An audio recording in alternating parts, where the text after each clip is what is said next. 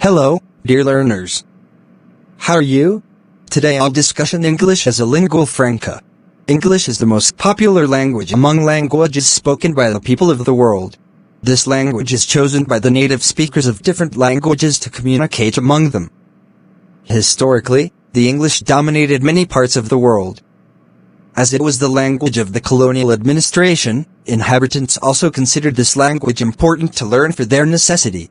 Besides, with the introduction of formal education system by the British government, English language education opened a door to the foreign speakers or a second language speaker. English became the language of the global affairs.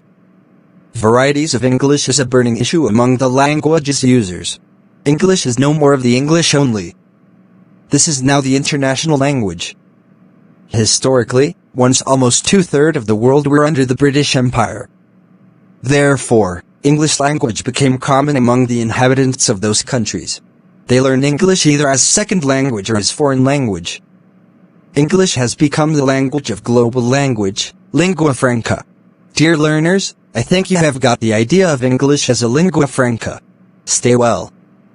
Thank you very much for staying with me.